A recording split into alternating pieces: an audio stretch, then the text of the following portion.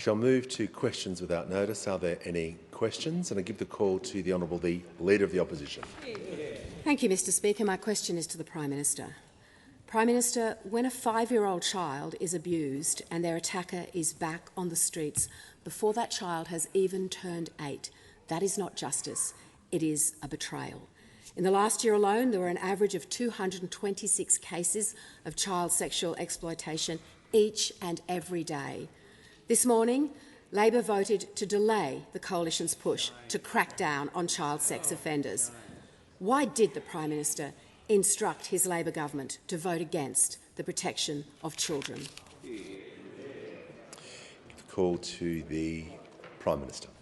Thanks very much, Mr Speaker. Child sexual abuse is abhorrent and it's totally unacceptable. All children deserve to grow up safely and free from abuse. And I would have thought if there was an issue that should be free from partisan shots, it is that. It is that. For new members of the House, private members' business is dealt with on Monday after it's introduced. Everyone knows that that's the case. It's been the case since at least 1996, since I've been here. People know that that is the case. The government is committed to protecting Australia's children from harm and will always seek to engage.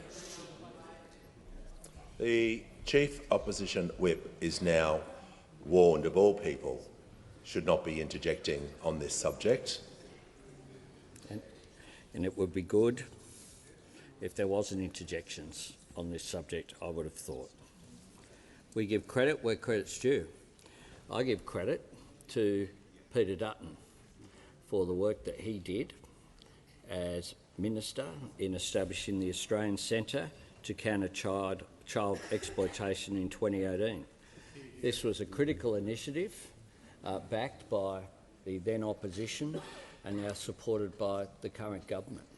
That's the way that we deal with these things. And in 2020, the opposition, then under my leadership, without shots across the chamber, supported the then coalition government in introducing mandatory minimum sentences for the most serious Commonwealth child sex offences and repeat offenders. Those laws from the former government are what remain in place today, after their 9 years in office. My government will continue to enhance Australia's response to child sexual abuse, including through implementing the National Strategy to Prevent and Respond to Child Sexual Abuse and working with states and territories on reforming their working with children's checks. I note that the Shadow Attorney-General has written to the Attorney-General with ideas for further reform, and my government will always consider any sensible proposals for reform. Because as our record makes clear, we're always ready and willing to work constructively in the interests of child safety. Something I think, if we can find one issue in which we can actually work together, I would have thought this was it. Call to the order when the House comes to order. We'll hear from the honourable member for Boothby. Thank you, Mr Speaker. My question is to the Prime Minister. Can the Prime Minister update the House on the recent developments in the Middle East and why they provide hope for people in the region and in the world? Call to the Prime Minister. I thank the member for Boothby for her question, and indeed Australia welcomes the news that both Israel and Hamas have agreed to the first phase of President Trump's peace plan. In the Middle East, the past 2 years have been full of dark days. Today we see a ray of light. Today the world has cause for real hope. Hope for the families of the hostages who have kept a 2-year vigil that must have felt like an eternity. Hope for the people of Gaza who have endured suffering beyond imagining. And hope that after 8 decades of conflict and terror, we can break this cycle of violence and build something better. Mr Speaker, throughout this devastating conflict, Australia has consistently been part of the international calls for a ceasefire, for the return of hostages and for the flow of humanitarian aid to Gaza. We've always acknowledged that the leadership of the United States of America, together with the Arab League, is vital to achieving these goals. President Trump's plan proves the truth of that. We applaud the diplomatic efforts that have been undertaken by the United States, the Arab League, Turkey, Qatar and Egypt, and the work that has been done to engage with Israel and the Palestinian Authority. I was grateful for the opportunity to discuss these matters with a number of leaders in the United States, at the UN, at the UK and at the United Arab Emirates, together with a number of key international partners, of course, 3 of the Five Eyes states who recognised the state of Palestine during that UN Leaders' Week. There is growing international momentum to bring peace and security to the Middle East, and we must all continue to work together to build on this. As we welcome the agreement on Phase 1 of this plan, we reiterate our support for its calls for Hamas to lay down its arms and that Hamas must play no role in the future of Gaza. Importantly, President Trump's plan also rejects the annexation and forced displacement of the Palestinian people, because the only path to a just and lasting peace in the Middle East remains a two-state solution. The State of Israel and the State of Palestine living side by side within internationally recognised borders in peace and security. Give the call to the Honourable the Leader of the Opposition. Thank you, Mr Speaker. My question is to the Prime Minister. In September, the Prime Minister was asked about returning ISIS brides and repeatedly said, quote, "The Australian government is not providing assistance to this cohort." But evidence at Senate estimates confirmed that the government assisted with medical interviews, assisted with DNA tests for children, assisted with citizenship by descent claims and assisted with passports. Why did the Prime Minister tell Australians one thing while doing the exact opposite? Order. Give the call to the member for Isaacs is warned. Do not interject while questions are being asked. Leader of the House has the call. Thanks, Mr Speaker, and I'm glad that the Leader of the Opposition has raised this to be able to deal with it directly and personally after some of the claims that were made by Senator Patterson in Senate estimates yesterday. Everything that was just described as assistance by the Leader of the Opposition, it would have been an offence for the government to not do. Under the Citizenship Act,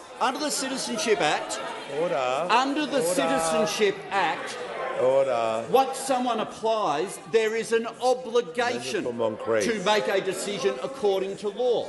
Under the laws governing passports, if someone is eligible for a passport and applies to one of our embassies, there is an obligation for them to be provided with it.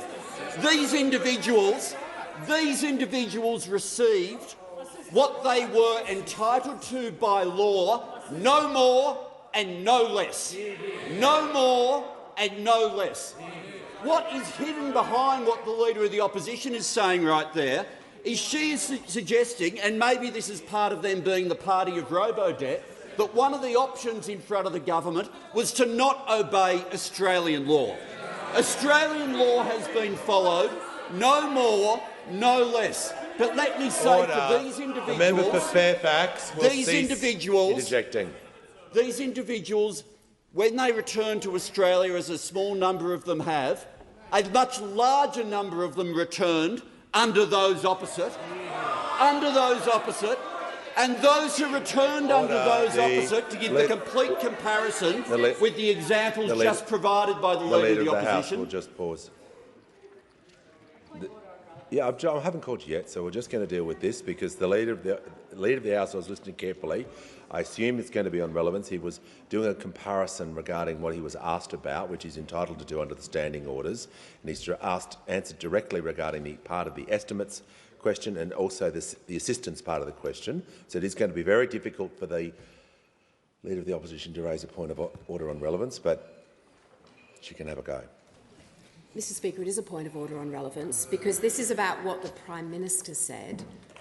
And he said, the Prime Minister said no assistance was provided. Resume your seat. Resume your seat. Resume your seat. No, resume your seat. The Minister has directly addressed that part of the question in terms of the assistance. if you listen carefully. Order. The manager of opposition business, do not debate this. You're not in a debate with me. You may not like the answer, but this answer is being directly relevant to what the minister has been asked about.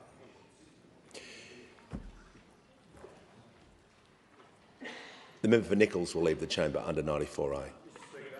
Well, the member for Fisher can leave the chamber under 94A. And thank you for being honest. Order. Order. Order. We're returning the House to order. The Leader of the House. Thanks, Mr Speaker. And I'll give you an example of a series of people where no support was given to them, just as no support was given to this cohort. When those returned under the previous government who had fought for ISIL, they came back, no support was given to them by the coalition. When some of them had provided support to ISIL, no support was given to them. When some had joined other Islamic extremist groups, in the words of those opposite in a question they answered about those who returned under them, no support was given to them. And when people recently returned to Australia, no support was given to them. Call to the honourable member for Bendigo. Thank you, Speaker. My question is to the Treasurer. How has the Albanese Labor government's responsible economic management helped to ease the cost of living for Australians? And what are the risks of other approaches? Call to the Treasurer. Thanks, Mr Speaker. Thanks to the member for Bendigo for her question, which reflects her focus on the cost of living in her community and also in our government. Mr Speaker, this week and every week since the election has made one thing really clear. They are divided and we are delivering. We are delivering cheaper medicines and student debt relief, tax cuts and help with electricity bills and cheaper batteries, real wages growth, rises in aged care wages and the minimum wage, protecting penalty rates, 5% deposits, more urgent care clinics, 12% super guarantee and paying super on paid parental leave, Mr Speaker. And today is an especially proud day for our government because we have just introduced the payday super legislation into the parliament. This will boost retirement incomes and benefit millions of Australians. It will mean that you get your super when you get your salary, because too many Australians are missing out on the super that they have earned and that they are entitled to. This will help ensure that Australian workers get their super paid and paid on time. And it means that under this Labor government, Australians are earning more, they are keeping more of what they earn, and thanks to this legislation, they will retire with more as well, Mr Speaker. This is a government of delivery focused on the cost of living. That is an opposition which is hopelessly divided and only focused on themselves. Every month or two, another shadow ministry reshuffle with another one on the way. Former shadow ministers writing letters about leaking and then leaking them, Mr Speaker. 158 questions since the member for Fairfax asked me anything about the economy. Order. Members on my right, the manager is entitled to raise a point of order. Mr Treasurer is not being relevant, and just hold your horses.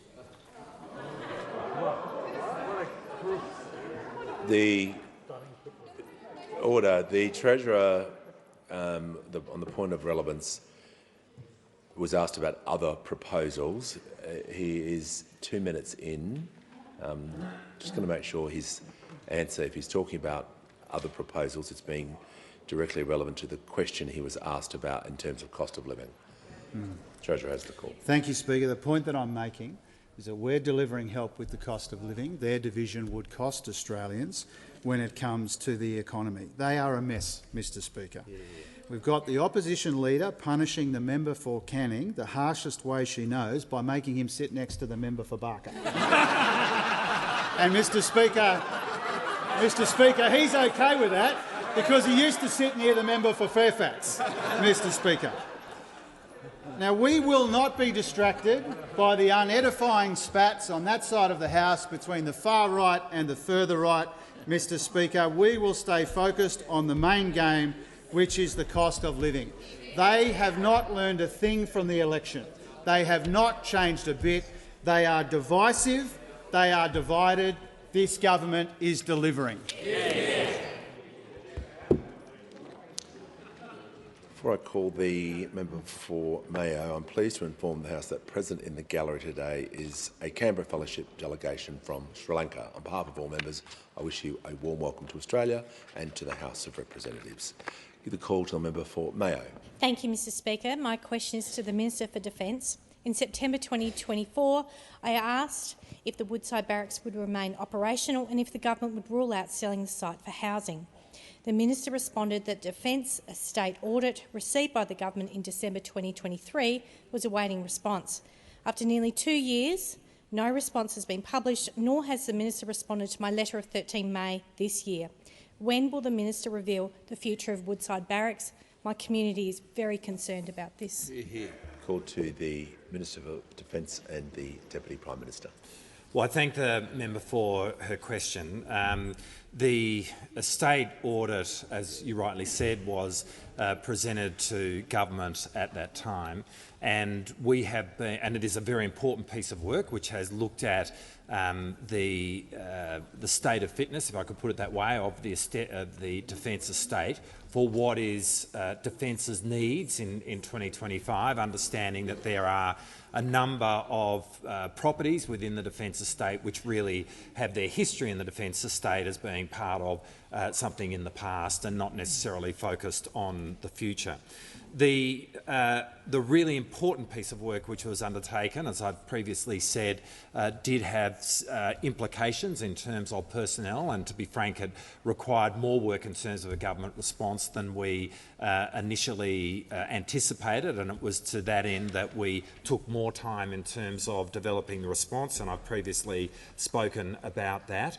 What I would say to the member now is that we have been working on this at a pace since the election, and we will be in a position to respond to that audit in the very near future. I will, and in the context of that response, will be able to specifically reply to her correspondence in respect of that particular property. But making sure that the Defence estate is fit for purpose in terms of what Defence's needs are in 2025 is absolutely paramount. Making sure that it gives us the full basis upon which we can engage in our strategic purpose, and that is to be able to engage in impactful projection, is fundamentally important. And I do thank those who had worked on the Defence estate audit. I would also like to just acknowledge the Assistant Minister for Defence, the member for Wills, who has been working on this since the election, and you will be hearing from the government very shortly in respect of this. Call to the member for Ford. My question is to the Minister for Housing, Homelessness and Cities. How is the Albanese Labor government tackling the housing crisis by building more homes, supporting renters and backing in first home buyers? Are there other approaches being put forward? Call to the Minister for Housing, the Minister for Homelessness and the Minister for Cities. Thank you, Speaker, and I thank the member for Ford for his question. The member for Ford has tens of thousands of people living his electorate who are today getting a hand with their housing needs from our Albanese government. And Speaker, I know he's a passionate advocate for making sure that his constituents get into their first home. Speaker, in Ford alone, more than 2,000 people have taken up our government's 5% deposit program to get into their first home since we were elected in 2022. The member for Ford has lots of renters living in his electorate, Speaker. In his electorate alone, more than 20,000 people have received an almost 50% increase to their Commonwealth rent assistance. That's 20,000 out of 1 million households around the country. But, Speaker, that's not it. As part of our work for renters, the Prime Minister has ensured that every single renter in our country is today getting better rental standards because of his willingness to push the states to implement a better deal for renters. Now, renting is really tough, Speaker. When our government thinks about housing policy, it's renters that we have in mind. So it was really encouraging to see some reporting today that rents across the capital cities have now stabilised for 5 quarters. This is really good news, even though there's a lot more work to do. Now, Speaker, when I talk to renters, I usually get one single message from them. Whatever their current housing challenges, the thing that bothers them the most is that many cannot see a realistic pathway to getting into a home of their own. And, Speaker, that is why our government has expanded our 5% deposit program to make every single first home buyer in our country eligible for government support. Now, Speaker, our 5% deposit program will slash the average time it takes for a deposit to save for a deposit from over a decade to just 2 to 3 years. Now, Speaker, I've talked a bit about some central pieces of the government's agenda just now, and I really want you to understand that none of the critical actions on the housing crisis that we are taking today is supported by the opposition, who, over a wasted decade, sat on the benches behind me doing absolutely nothing about the housing challenges that were growing before their eyes. Now, Speaker, they then spent the following 3 years being housing hypocrites, trying to slow us down and hold us back from addressing the crisis while complaining that not enough was being done. Now, Speaker, what worries me the most about all this is that we're in this new term of parliament, there's fresh faces, there's fresh air in the chamber, but the same old negative attitudes prevail. We heard the opposition housing spokesperson say today of the government's agenda, the government, quote, shouldn't be doing things at all.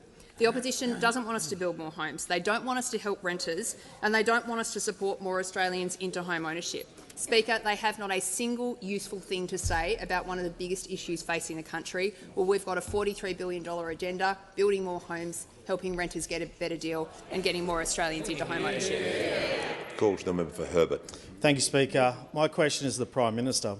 Evidence from the Australian Federal Police at Senate estimates yesterday confirmed that more ISIS brides would be arriving in Australia over the next 12 months. Prime Minister, will the government be honest this time and tell the Australian people how many more ISIS brides will return, when they will arrive and where they will live? Call to the Prime Minister. Speaker, the assumptions in the question are wrong, because the assumption suggests that they're coming back to Australia with our support, which they are not. Call to the honourable member for Hasluck. Thank you, Speaker. My question is to the Minister for Employment and Workplace Relations. How are the Albanese Labor government's reforms helping with the cost of living relief for working Australians? Why is this needed after a decade of wages being kept deliberately low? Call to the Minister for Employment and the Minister for Workplace Relations. Well, thank you, Speaker, and I'd like to thank the member for Hasluck for her question and the hard-working advocacy she does on behalf of her constituency. Our government is committed to delivering cost of living relief for Australians, including delivering real wage increases for our hard-working workers. Of course, getting wages moving is a core part of our government's agenda, with our workplace relations reforms designed to reinvigorate enterprise bargaining and get wages moving. Of course, these reforms were desperately needed after a decade of coalition government which presided over low wages, which they used to brag about as being part of a deliberate design feature of their economic policy. Well, if our laws are now working, they are getting wages moving. We've now seen economy-wide annual real wage increases above inflation for the past 7 quarters in a row. Wages grew by 3.4% in the 12 months to the June quarter, representing a real wage increase of 1.3%. That is the strongest annual real wages growth we have seen in 5 years. And we've seen the longest run of annual real wage growth at or above 0.7% for a decade. Now, wages increases are even higher for those workers covered by enterprise bargaining agreements. The latest data revealed that approved agreements in the June quarter this year delivered an annual wage increase of 4.2%, and this is up from 3.8% recorded in the March quarter and above the average over the last 5 years. And the private sector is leading the way, with newly approved enterprise agreements in the most recent quarter recording higher pay increases compared to approvals in the public sector. Now, of course, from July 1 this year, the minimum wage for and award workers saw a 3.5% increase. This decision followed our government's submission calling for an economically sustainable real wage increase for Australia's award-reliant workers. This, of course, was ongoingly rejected by those opposite. We've protected the pay packets of those award-reliant workers who work weekends, unsociable hours, by enshrining protections of their penalty rates in law. Under our government, we're seeing real wages grow, unemployment remaining at historically low levels and inflation coming down. And while those opposite continue to be preoccupied by their own melodrama, which could rival the bold and the beautiful, our government, who is focused on delivering for Australian workers and delivering for Australian people.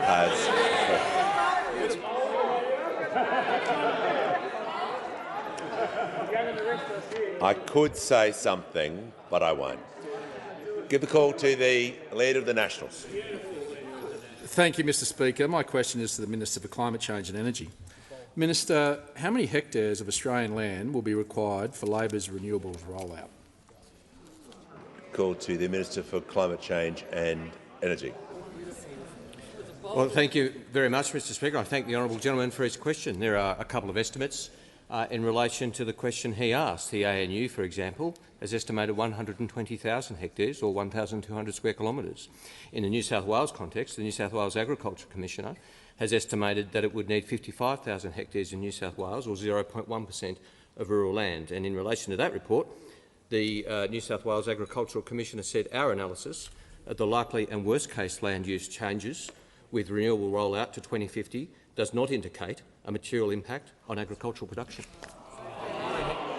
Good call. Order. Order. When the House... Member for Lyne, the member for Mallee. The House comes to order. The member for Gippsland is not helping.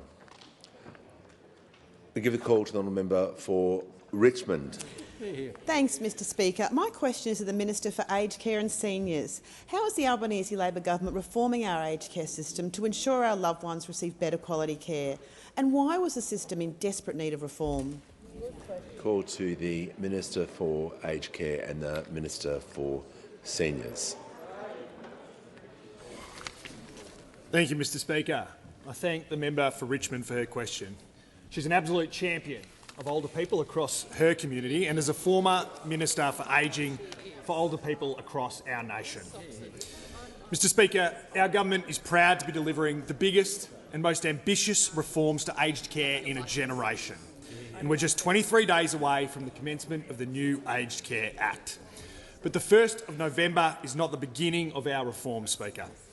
Our work to deliver safer, more dignified and compassionate care to older Australians started the moment we came to government. We've now released more than 10,000 of the fast-tracked home care packages we committed to last month, putting us well on track to release 83,000 new home care places this financial year. That means more older Australians are getting the support they need to stay independent, connected and safe at home, close to their loved ones and their communities. Last month, we announced the 3rd round of the Aged Care Capital Assistance Program, investing $300 million in new and upgraded services in communities where access to care has too often been out of reach. In the member for Richmond's community, we're delivering 14 new rooms at the Ferris Village Bangalow home and increased support and home-like care for up to 31 residents with behavioural support needs at St Andrews Village, Ballina. These investments will make sure that older Australians, no matter where they live, can age with dignity, close to home and family. And Mr Speaker, our aged care system is nothing without the dedicated, compassionate people who care for older Australians every day. Last week, the Treasurer and I visited the Callum Vale Seniors Expo in his electorate to mark yet another round of the Labor government's pay rises for aged care workers. Now, these highly skilled workers do some of the most important work in our community, and they are finally being recognised and rewarded for it, with the average registered nurse now $28,000 better off every single year. Mr Speaker, we inherited an aged care system in crisis, an unacceptable and unsustainable failing of the former Liberal government that did not meet the expectations or the needs of the older Australians who relied upon its care. And this culminated in the Royal Commission, which said of those opposite, and I quote, "Their main consideration was the minimum commitment they could get away with." But, Mr Speaker, every one of our actions, from fairer wages to more home care packages to better residential aged care, is about fixing the system we inherited and building one that actually delivers for older Australians, because this Labor government believes that aged care should be about care, not just cost, and this Labor government is getting on with the job of giving every Australian the dignity and respect they deserve in later life. Hear, hear. Give the call to the member for Wannon. Thanks, Speaker. My question is to the Minister for Climate Change. Unlike the Minister, I can tell the House that Labor's unplanned and chaotic renewables rollout will swallow up important areas of biodiversity and prime agricultural land as part of a renewables rollout 1.7 times the size of Tasmania. Just want to give you a fair go. Order. There is just far too much noise. The Minister will need to hear the question, I will need to hear the question, and everyone else will want to hear it as well. So the member's going to begin his question again, and everyone's just going to observe the respect of listening to the member for Wannon. Thanks, Speaker. Unlike the Minister for Climate Change and Energy, I can tell the House that Labor's unplanned and chaotic renewables rollout will swallow up important areas of biodiversity and prime agricultural land 1.7 times the size of Tasmania. Will the Minister commit to tabling his map detailing areas of important biodiversity and prime agricultural land at risk from his renewables rollout, or doesn't he have one? The call to the Minister for Climate Change and Energy. Well, with due respect to the honourable gentleman, Mr Speaker, I'm not sure he listened to the answer I just gave to the House. Mr Speaker, where I outlined how many hectares is estimated to be taken of agricultural land in relation to protected lands. We have a very strict environmental approval regime in place. And if an application is in the wrong place, it won't be approved, whether it's for renewable energy or anything else, Mr Speaker. That's as it should be. That's the approach that the member for Sydney took. It's the approach that Minister Watt takes, we will only approve, the relevant minister will only approve those projects, whether they be renewable or not, that are environmentally sustainable. Now, Mr Speaker, what the honourable member for Wannon is doing is engaging in disinformation about the renewable rollout, Mr Speaker. Order. The member for Wannon on a point of order. Speaker, my point of order goes to relevance. I asked whether you had a map, and if you did, would you table it? Now, if you don't have a map, be honest with the Australian people and admit— Yes, the minister was asked about a map, but the question contained it contained a series of points in the lead-up to the question about a map, and there was quite a lot of argumentative part of the question, which is entitled, at the beginning part of the question, I meant to say. So the minister is going to respond to that, and he's been directly relevant, and he did specify with his previous answer some information, but I'll listen carefully to make sure he's being relevant. Mr Speaker, thank you, sir. And now what the honourable member for Wannon is doing is spreading disinformation about the renewable rollout. And when I see that, I will call it out. When the Leader of the National Party says that workers who are building wind farms club koalas to death, I will call that out as disinformation, Mr Speaker. When the member for Flynn says there's no such thing as human-induced climate change, I will call it out. When the member for New England, Order, when the member the for Leader New of the England says that Nationals. wind turbines cause Alzheimer's, I will call it out because it is disinformation.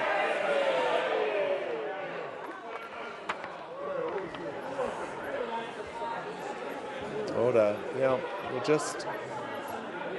Order. The member for Wannon is seeking a point of order. Thanks, Speaker. I'd like to table a document from the University of Queensland and Princeton which shows that your renewables rollout will be 1.7 times or greater the size of... It's okay. All right. Yeah, okay. Okay, you've made the point. Yep. You put the request in, no problem. The Leader of the House? No. Okay. Now we'll move to the... Order. Order. Members are entitled to ask the question and to table documents. That's nothing controversial. Order. Member for Goldstein will cease objecting. The member for Lyne, when I'm settling the House, it's not the time to jump in. Because I'd like to hear from the member for Barton. Thank you, Speaker. My question is to the Minister for Health. How is the Albanese Labor government strengthening Medicare by investing in urgent care clinics? Why is this investment so important after a decade of cuts and neglect? Call to the Minister for Health and Ageing and the Minister for the National Disability Insurance Scheme. Thank you, Speaker, and thank you to the member for Barton for her question. Through her work at the St Vincent de Paul in New South Wales before she came to this place, every day she saw the sorts of choices that families under cost of living pressure have to make, and that explains the strength of her conviction and advocacy for our determination as a government to deliver more free visits to the doctor and even cheaper medicines. I saw this, Mr Speaker, a few weeks ago when she and I visited the Carlton Urgent Care Clinic in the Barton electorate, just around the corner from the St George Hospital. Already, since it opened last year, it's seen about 18,000 patients completely free of charge. Patients like Gabrielle, who said on Google Review, "I've been here twice with my 92-year-old mum, and each time the service has been caring, thorough and informative. Wait times are very good, as with the nurse and the doctor. I'm impressed and grateful, especially on weekends when your GP is closed or you don't quite need to go to emergency but need urgent attention. It's well worth it." Melissa said similar things about Nurse Cass and Dr Mira, who helped with her 2-year-old daughter who'd split her head open, again not having to go to hospital. This Carlton Urgent Care Clinic is just one of 90, Mr Speaker, we've already delivered. They're open 7 days a week, fully bulk billed. All you need to take is your Medicare card, Mr Speaker. And already they've seen very, very close to 2 million patients. And we want more Australians to get that sort of care, the sort of care Gabrielle and Melissa talked about receiving from Carlton. And that's why we promised 50 more urgent care clinics at the last election, Mr Speaker. 3 are already open and 47 have already been subject to competitive tender processes and will be announced very soon. I promised that they'd be open by the middle of next year, Mr Speaker, but I want to over-deliver on that. I'm hopeful that as many as possible will be up and running by Christmas this year. And once they are all up and running, Mr Speaker, 4 out of 5 Australians will live within a 20-minute drive of a Medicare urgent care clinic. And together they will see 2 million patients every single year, every one of whom will be bulk billed, Mr Speaker. And importantly, they won't just be getting high-quality urgent care when and where they need it, fully bulk billed, fully free of charge, as important as that is, Mr Speaker. They'll also be taking pressure off busy emergency departments like the one at St George Hospital, Mr Speaker. And that's what the member for Barton and all her colleagues on this side are focused on, Mr Speaker, delivering for their community, delivering on promises they made to their electorate at the last election, not the mindless division and the infighting that seems to occupy those opposite every waking hour. Give the call to the honourable member for Wentworth. My question is for the Prime Minister. The Royal Commission into Robodebt found that cabinet secrecy enabled the appalling abuse of power to continue for years. Yet your government's FOI bill would expand, not reduce, that secrecy. The crossbench and the Greens will not support it. Is the government really going to work with the parties responsible for robo-debt to explicitly act against the Royal Commission's findings and increase secrecy in government? Call to the Prime Minister. Thank you, Mr Speaker. With respect to the member for Wentworth, the Robo-Debt Royal Commission did not find that cabinet processes were the problem. They found that ministers acted directly in contravention to the advice that they were given. And knowing, even though questions were being asked in this chamber, so let's not let those responsible for robo-debt off the hook by suggesting, bizarrely, that somehow reform of a system that is broken, the FOI system, has something to do with support for robo-debt. That is a link which is simply not there, I say to the member for Wentworth. The fact is that the FOI system currently is not working for anyone. FOI is a vital feature of democracy, but right now the system is broken.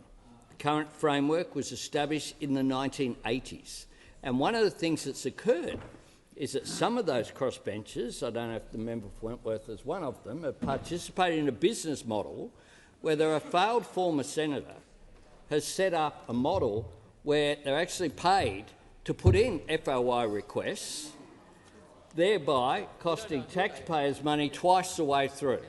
Twice the way through. The other thing that is happening is that more than 1 million hours of time was spent in the last year.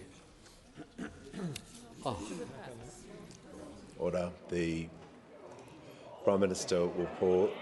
Order. Member for Forrest. Member for Wentworth is entitled to raise a point of order. Don't need to have any interjections. The member for Wentworth on the point of order is on relevance. This was related to cabinet secrecy and explicitly the robo-debt findings in relation to the FOI into FOI in cabinets and how that was linked together. Well, the Prime Minister has dealt with that issue in terms of pretty explicitly regarding order. The Prime Minister has the call, so he is being absolutely directly relevant in terms of that point of order. To be very explicit, anyone who wants to be in a party of government and a part of government would say that cabinet processes do need to be confidential. That's the law, and it always has been the law. So the idea that that is somehow an impediment is, quite frankly, a very long bow. And the member for Wentworth, I'm sure, knows that. The fact is that when the FOI Act commenced, the number of electronic records created by government and the speed at which they were created was unimaginable then. Unimaginable. You can have artificial intelligence that can produce 1,000 FOI requests in a matter of minutes. The idea that government will be stopped from functioning and that we will pretend that technological advances have not changed the dynamic, just as those members on the crossbench, the same people who say to me as Prime Minister, we need extra staff because of emails, because of technological advancement, because it's easier to contact members of parliament, etc. I tell you what, the fact is that what I do say to the member opposite and to all members of this House is engage constructively in this reform, because this reform is necessary if government is going to be able to function in the future. Has concluded. Call to the honourable member for Macnamara. Thank you very much, Speaker. My question is to the Minister for Education. What is the Albanese Labor government doing to help Australians with a student debt and make university education better and fairer, and what has been the response? Call to the Minister for Education. Thanks very much, Mr Speaker. Can I thank my friend, the magnificent member for Macnamara, for his question. I know his mum and dad, Leanne and Phil, are up there in the gallery today, and they must be so very proud of him, as we all are. My mum and dad, Pam and Bob, are up there too. I'm not sure if they're just as proud. Mr Speaker, on the 3rd of May, Australians made their voices heard. They voted for tax cuts They voted for free TAFE. They voted for us to build more homes. They voted for us to roll out more urgent care clinics. They voted for cheaper medicine. They voted for us to freeze the excise on beer. And they voted for this, to cut student debt by 20%. They voted for it, and in just over a month they'll start to see it and to feel it. As I told the House the other day, next month the tax office will start to cut HECS debts right across the country. It will start in the middle of November. More debts will be cut in December, and by Christmas, most of the 3 million Australians with a HECS debt will have it cut by 20%. Now, that's a time of year when a bit of good news goes a long way. And there is one person in this place that they can thank for that, and that is this Prime Minister. He's not Santa Claus, but he's delivering. Big time. Big time. For 3 million Australians, the average cut is about $5,500. And it's not the only thing that we're doing. We're also cutting the amount of HECS that you have to repay every year. If you earn about 70 grand a year, we have reduced the amount that you have to repay every year by about $1,300. That's about $100 a month. That's real cost of living help, and it's already started. It started a couple of weeks ago. All of this is going to help a lot of young Australians just out of TAFE, just out of uni, just out of home, just getting started. That's why they voted for it in their millions. As one National Party MP told the Daily Telegraph a few months ago, quote, "My kids are paying off a university debt, and I reckon they voted Labor."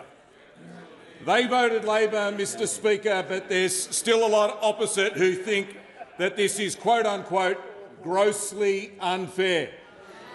Now, well, like the Grinch, just opposite. There's a few Grinches opposite who are opposed to this. Order. The minister. But the Australian people voted for it. The minister will pause. I don't want to use that sort of language. Withdraw, Mr Speaker. There are members opposite who are opposed to this, but the Australian people voted for it, and we are delivering it. Give the call to the order.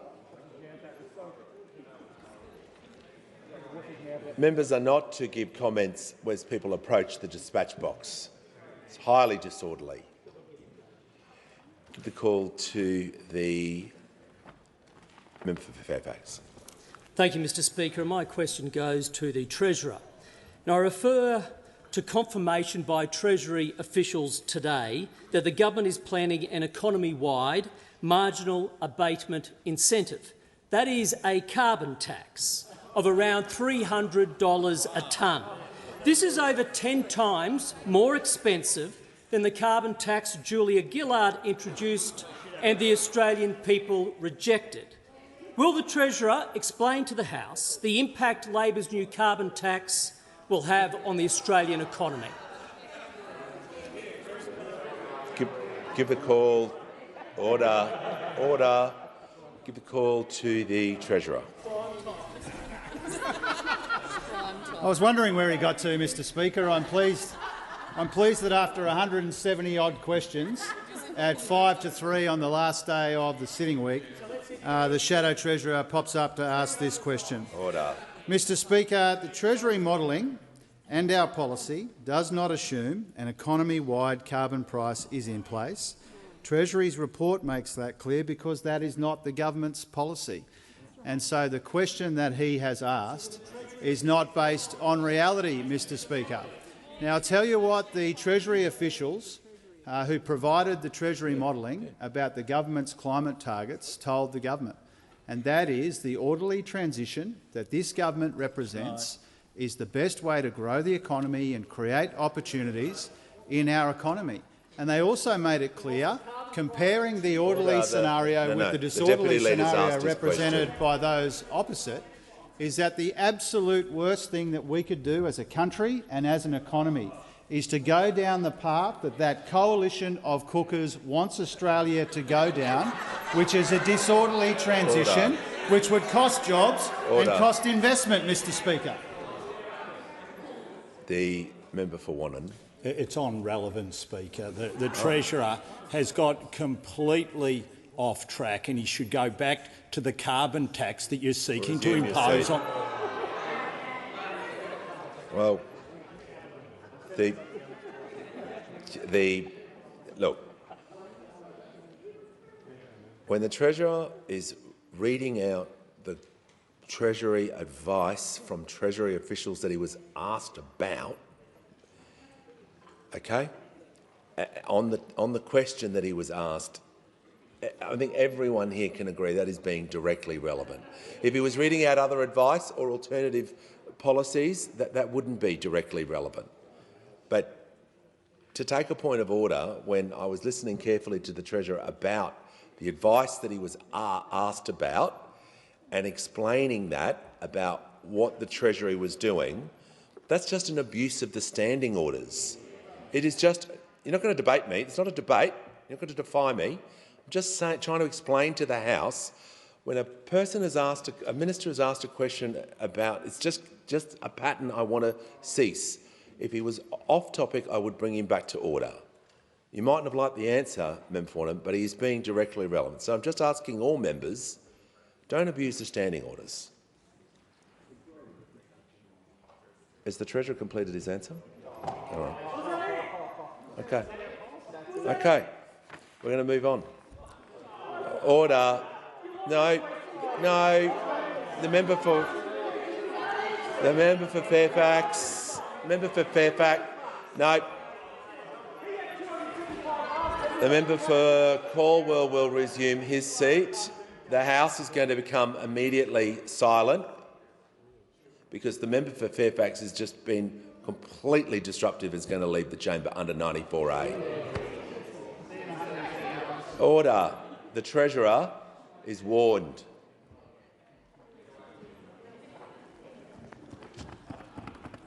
Member for Wright. I know who's in the gallery, and you'll be in trouble as well. Your lovely mum. Give the call to the honourable member for Caldwell. Thank you, Speaker. My question is to the Minister for Skills and Training. How is the Albanese Labor government's Free TAFE program helping Australians to pursue new qualifications and careers? How have Australians responded to Free TAFE? Call to the Minister for Skills and Training. Thanks, Speaker. And I thank my friend the member for Caldwell for his question. He gave an extraordinary first speech in this place and he's carried on exactly as that left off.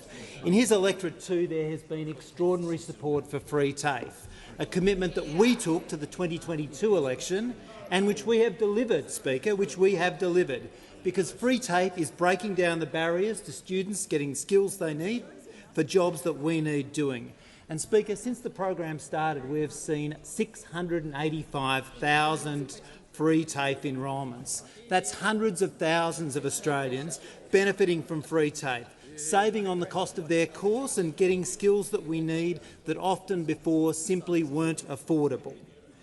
A student in Queensland now can save $15,000 on a diploma of nursing, and a student in Western Australia $3,500 on a Certificate 3 in Early Childhood Education and Care. And a student from Broadmeadows in the member for Caldwell's electorate can also save up to $15,000 in doing their Cert 4 Building and Construction Diploma. And as I announced last week, there have now been around 190,000 course completions.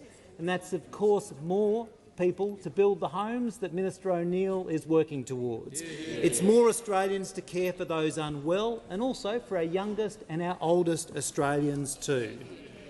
And the member asked me about how Australians have responded to Free TAFE. Well, on the 3rd of May, Australians voted to back in Free TAFE. And hundreds of thousands of Australians are voting with their feet to enrol in Free TAFE courses. And, Speaker, on this side of the House, Everyone backs free TAFE 100%. But we know those opposite are against free TAFE. In fact, Speaker, it might be the only thing they agree on. It might be the only thing they agree on. They say too that they're the voice of regional Australia, yet despite the fact that regional communities represent more than 1/3 of all free TAFE enrolments, they stand against it. And more than that, they talk down to those Australians benefiting from free TAFE. The Leader of the Opposition said of free TAFE last year that if you don't pay for something, you don't value it. And then last month she flagged that free TAFE is still on the Coalition's chopping block. She says that it drains resources. And just yesterday, the member for Cook said our free TAFE program is, and I quote him, virtue signalling. What a shameful and contemptuous thing to say to the hundreds of thousands of Australians who are directly benefiting from free TAFE and making their contribution to their communities. The Coalition haven't listened and they haven't learned. And Australians know that only a united Albanese Labor government will back free TAFE and deliver Australians the skills they want for the jobs we need. The call to the honourable member for Warringah. Thank you. To the Prime Minister, will you implement without delay Australian local content quotas for streaming services as promised in 2019, 2022 and again in 2025 to help save the 55,000 jobs in the Australian screen industry? Call to the Minister for Communications and the Minister for Sport. Thank you very much for the question. This is something that the Minister for the Arts and I have been working on together. We agree that local content quotas are very important and that our commitment to the Australian industry, both in communications and in arts, is important, and we'll continue to do that work, and we'll give you an update as soon as we can. I didn't want to interrupt that flow, but just to remind the member, as I did yesterday, and I want to be consistent, I'd prefer all questions not contain the word you or yours. Give a call to the Chief Government Whip. Thank you, Speaker. My question is to the Minister for Social Services. How is the Albanese Labor government easing cost of living pressures for Australians, including social security payment recipients? Are there any risks to this or alternative policies of which the government is aware? Call to the Minister for Social Services. Well, thank you very much, Mr Speaker, and thanks so much to the member for Lalor, who is a fierce advocate for her local community. Of course, as a Labor government, we want people who can work to work. It's good for them, it's good for our national productivity, and thanks to the strong economic management of this Prime Minister and this Treasurer, we've seen more than 1.1 million extra jobs created since we came to government. We've given every taxpayer a tax cut, and for those workers on a minimum wage, they've seen a pay bump of around $9,000 a year since we came to government. But when people can't work or when they've retired, of course we want a social security system that allows them to live with dignity. And from the 20th of September this year, more than 5 million social security recipients saw a boost in their payments. That includes almost 20,000 people in the member for Lawler's seat, aged pensioners and job seekers. The changes that came into effect on the 20th of September mean that someone on the full age pension got about an extra $30 a fortnight. That means that aged pensioner is about $5,000 a year better off since Labor came to government.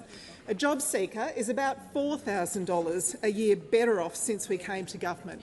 Commonwealth rent assistance has increased. It's gone up by almost 50%, and that means about an extra $1,800 a year. Of course, that builds on cheaper medicines, more bulk billing, fee-free TAFE, 5% deposits, 20% cut to student debts and a whole range of other cost of living measures. But we know what would put all of this at risk. Those opposite would, because last time they were in opposition they promised no change to pensions 9 times, and they came to government and they tried to cut the pension by $80 a week and raise the pension age to 70. And now the Leader of the Opposition has actually said that she would look at pension eligibility, indexing programs more smartly, and capping demand-driven programs. Well, what does that mean in practice? We've seen what it means because they've tried it before. Are they going to cap eligibility for demand-driven programs like paid parental leave? Last time they called working mums rorters and double dippers. Are they going to try and cut the pension like they tried to do last time by slashing indexation? Those opposite need to come clear with the 5 million Australians that rely on social security, the 180,000 paid parental leave recipient families every year. What are they going to do? Are they going to cut eligibility? Are they going to slash indexation? Who's going to miss out? We're focused on delivery, they're focused on cuts.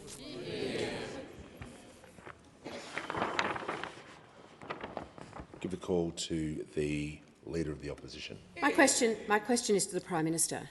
In the space of 3 answers in this House, the Prime Minister and the Home Affairs Minister directly contradicted each other. On the 4th of September, the Prime Minister said no assistance was being provided to returning ISIS brides.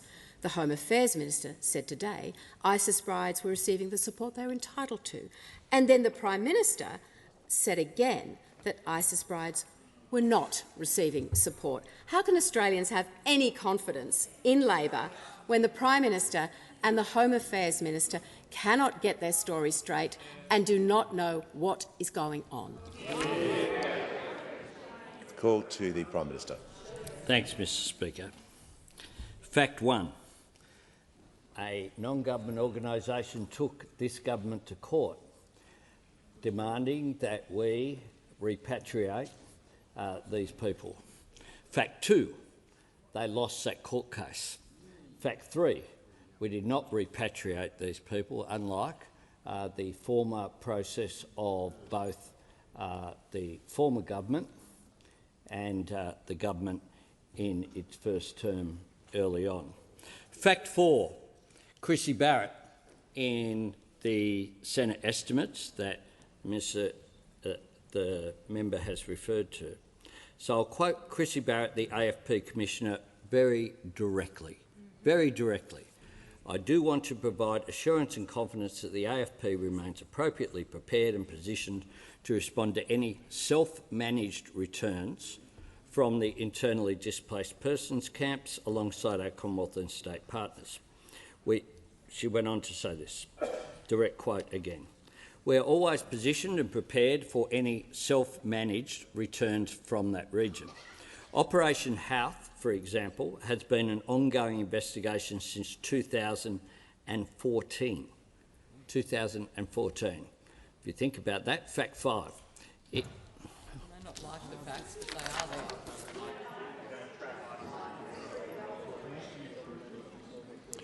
The question was about how can Australians have confidence, and I think if the Prime Minister is reading facts in about the question who was asked, it's going to be very difficult to raise a point of order on relevance.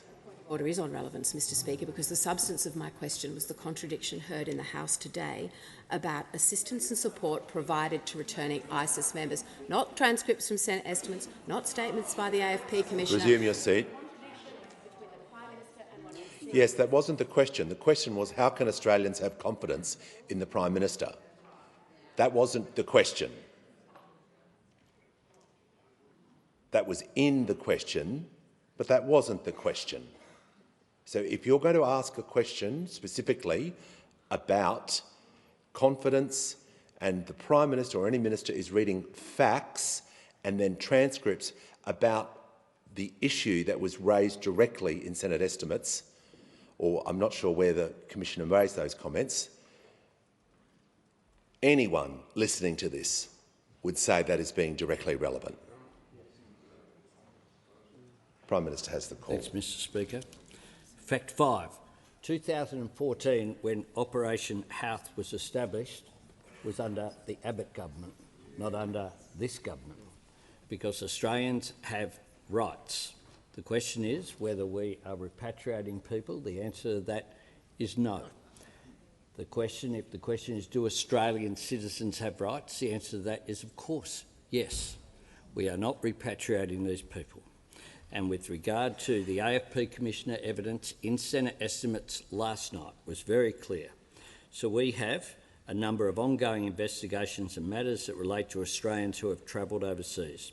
I want to provide confidence and assurance that we remain prepared and positioned for any self-managed returns alongside our partner agencies. Fact 6. We on this side of the House have confidence in the Australian Federal Police. I'd suggest that every member of this parliament should do so as well and should not try to mislead people and play politics with something such as this. Order. Give the call to the honourable member for Gilmore. My question is to the Minister for Climate Change and Energy. How is the Albanese Labor government delivering on its election commitment to help Australians with the cost of home batteries? Are there any risks to this policy? Give the call to the Minister for Climate Change and Energy. Well, I thank the member for Gilmore for her question, and she's a big supporter of the Albanese government's cheaper home batteries policy because her electorate have been big beneficiaries, Mr Speaker.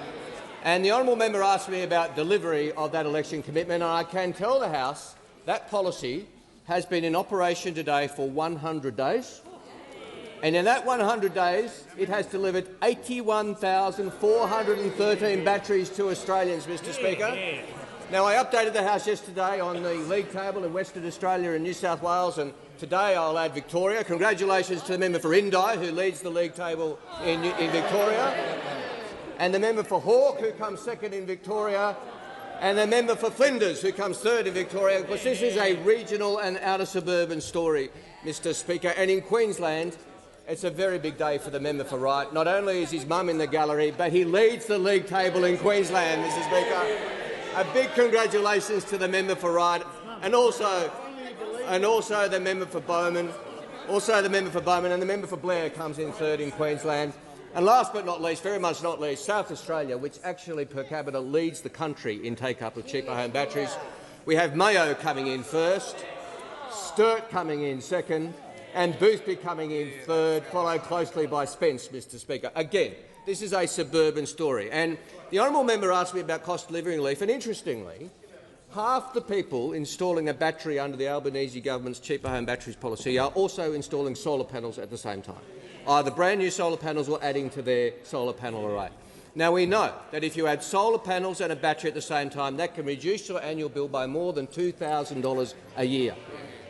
More than $2,000 a year, and some people will never get a bill again, Mr Speaker, depending on the size of their solar panels and their energy use. This is real cost of living relief for Australians when they need it. And if that's what this policy can achieve in 100 days, imagine what it's going to achieve over this term, Mr Speaker, of delivery for the Australian people. Now, the honourable member asked me, are there any risks? And I think there are. The opposition wasn't too impressed with this policy during the election campaign. The then Shadow Treasurer criticised the policy, said only rich people will take it up. Au contraire, Mr Speaker, based on the figures around the country. The then Leader of the Opposition opposed it. And now we've got my old friend, who I miss dearly, the member for Fairfax, saying that he will cut the federal budget. And he's saying that there will be sweeping cuts. Well, will the batteries policy be cut under a Lee administration, Mr Speaker? That's what the Australian people deserve to know. The member for Fairfax, I'm sorry he's left the chamber, but he says he's going to cut policies. He needs to explain what those cuts will be, and most particularly, will he take away the rights of Australians to cut their energy bills by up to 90% by installing a cheaper home battery under the Albanese Labor government's policy? That's the question he needs to answer. Call to the member for Indi. Thank you, Mr Speaker. My question is to the Attorney-General. Attorney, after Robodebt, the government said never again to the culture of secrecy that allowed it to happen in the first place. The Royal Commission into Robodebt recommended repealing Section 34 of the FOI Act, yet the Freedom of Information Bill before the House would conceal even more information from the public. Attorney, why is the government expanding cabinet secrecy when the Royal Commission recommended the exact opposite? Call to the Attorney-General. Thank you, Mr Speaker, and I thank the member for her question and the way in which she has engaged on this matter. I must respectfully say that the premise of the honourable member's question is not correct. And I would point out, for the benefit of the House, Mr Speaker, that it was this government that initiated a Royal Commission into Robodebt. because we understand the importance of restoring integrity to what was an illegal scheme that destroyed lives. And secondly, only weeks ago, we as a government announced the single largest class action settlement in Australian history to bring that sordid matter to a close. But I will say, in relation to the Cabinet exemption of which the honourable member asks, that these changes are designed to clarify existing exemptions, and that is to make sure they are consistent with their original policy intent, so that they are applied where they should be applied and cannot be applied where they shouldn't be applied. The Cabinet exemption is being amended to clarify its operation and ensure it appropriately protects information central to the Cabinet process, which is consistent with its original intent. And speaking of robo-debt, to address a concern that was raised in the 2023 Royal Commission into robo-debt, the amendments would also make it absolutely clear that merely labelling something Cabinet in confidence does not make it so. That is a fundamental part of this legislation that is proposed. I would also point out that the proposed amendments are consistent with provisions that already exist in a number of state jurisdictions. Now, I want to make it clear, because the honourable member has asked about robo-debt, that the government accepted in principle all 56 recommendations made by the Royal Commission. In relation to the closing observation made by the Royal Commission about the Cabinet exemption, the government stated that it is critical that the Cabinet, a key decision-making body of government, is comprehensively informed in all its deliberations, because, of course, the decisions taken by the Cabinet are collective, and the principle of collective responsibility requires that ministers should be able to express their views frankly in Cabinet meetings, in the expectation they can argue freely in private while maintaining unity in public when those decisions have been reached. And this in turn requires that opinions expressed in the Cabinet and Cabinet committees, including in documents and any correspondence, are treated as confidential. Call to the member for Deakin. Thank you, Speaker. My question is to the Leader of the House. How is the Albanese Labor government using the parliament to deliver cost of living relief for Australians, and how does this compare to other approaches in the parliament? Call to the Leader of the House. Thanks very much. Thanks very much, Speaker. And I thank the member for Deakin for the question, someone who's delivering for Deakin in a way that hadn't happened for that electorate for a very long time. This term, through legislation in the parliament, and the Albanese Labor government has cut student debt by 20%. Through legislation in the parliament, we're delivering on cheaper medicines. Through legislation in the parliament, we're protecting penalty rates. Every single measure supported by this side of the House, opposed by those opposite. Only this week we've introduced further cost of living relief on freezing beer excise and on payday superannuation, and building on what was done in the House last term on tax cuts, on getting wages moving, on energy bill relief, on free TAFE and on building more homes. Every one of these measures, again, supported by this side of the House, opposed by those opposite. But I'm asked about, are there other approaches to delivering on cost of living? And of course, while this side is focused on delivery, that side is focused on division. And the description of themselves used to be given the iconic status, as you'll remember, Mr Speaker, by Scott Morrison when he described them as a Muppet show. But they've gone one step up this week with Jacinta Nampijinpa-Price describing them as a clown show. From Broadchurch to circus tent. Those opposite providing the light entertainment on the hill. And we're never quite sure if the clown show is going to be Scary Clown, the Pennywise of Stephen King's It, or whether they're just going to provide Bozo. The Leader of the Opposition, forever, from the moment she's come into office, has been juggling on a tightrope without a net while below her the extreme right are engaging in a knife-throwing event. The member for Canning, there's no longer a lion tamer. He's broken out of his cage, wandering along the back rows, working out who to attack. The member for New England, the human cannonball of the parliament. And in Sideshow Alley, those booths where the kids can pay some money and look and say, are those Nationals real? Are they real? And outside, as you get at every single circus, there's food stalls with cookers as far as the eye can see. But the ringmaster isn't in the parliament. Every night they go back, they turn on their TV sets once it's dark, and the ringmaster tells them everything to believe and tells them only talk about yourselves, focus on division, let the Albanese Labor government do the delivery.